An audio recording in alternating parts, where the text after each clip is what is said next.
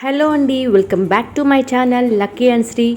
ఈరోజు మనం చూపిస్తున్న రెసిపీ అయితే సమ్మర్లో మస్ట్ అండ్ షుడ్గా ప్రతి ఒక్కరూ ట్రై చేయాల్సిన రెసిపీ. ఇన్ఫ్యాక్ట్ ఈ రెసిపీని మన డైలీ రొటీన్లో ఇంక్లూడ్ చేసేసుకున్నామంటే మన హెల్త్లో చాలా మంచి చేంజెస్ వస్తాయి.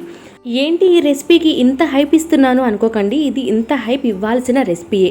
ఎందుకంటే ఈ రెసిపీలో మనం మెయిన్గా యూస్ చేస్తున్న ఇంగ్రీడియంట్స్ అయితే సగ్గుబియ్యం, చాలామంది సాబుదానా అని కూడా అంటారు. ఈ సగ్గుబియ్యం తినడం వల్ల మనం డే మొత్తం ఎనర్జెటిక్గా ఉండడానికి యూజ్ అవుతుంది. చాలామందికి టిఫిన్ తినగానే నీరసంగా ఉండడము, కళ్ళు తిరగడం ఇలా అవుతుంది.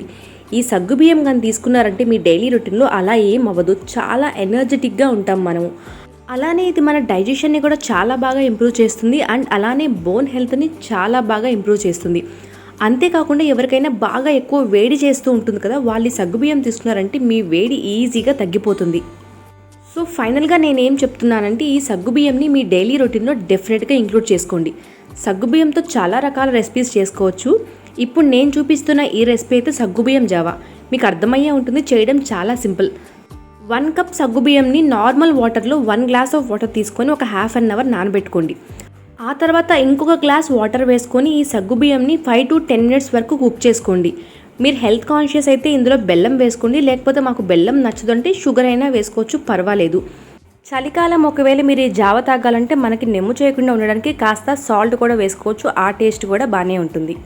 ఈ సగ్గుబియ్యం జావని మీరు ఇలా డైరెక్ట్గా కూడా తీసేసుకోవచ్చు, ఆర్ ఎల్స్ మీకు నచ్చిన ఫ్రూట్స్ తీసుకొని ఆ ఫ్రూట్స్ని ఈ సగ్గుబియ్యం జావలో మిక్స్ చేసుకొని కూడా తీసుకోవచ్చు, ఆ టేస్ట్ కూడా బాగుంటుంది. సో ఇదైతే మీకు నచ్చిన వేలో మీరు ట్రై చేసి దీని టేస్ట్ మీకు ఎలా అనిపించిందో నాకు కమెంట్ చేయండి. అలానే ఇలాంటి మరెన్నో హెల్తీ రెసిపీస్ కోసం మన ఛానల్ని సబ్స్క్రైబ్ చేసుకోండి. అండ్ ఈ వీడియో మీకు యూస్ఫుల్ అనిపిస్తే మీ ఫ్రెండ్స్ అండ్ ఫ్యామిలీ మెంబర్స్కి షేర్ చేయండి. అలానే ఈ రెసిపీ మీకు నచ్చితే ఒక లైక్ కూడా చేయండి. అండ్ అలానే ఫైనల్లీ ఈ వీడియో ఇక్కడ వరకు చూసిన ప్రతి ఒక్క వ్యూవర్కి thank you so much. Stay tuned for more videos.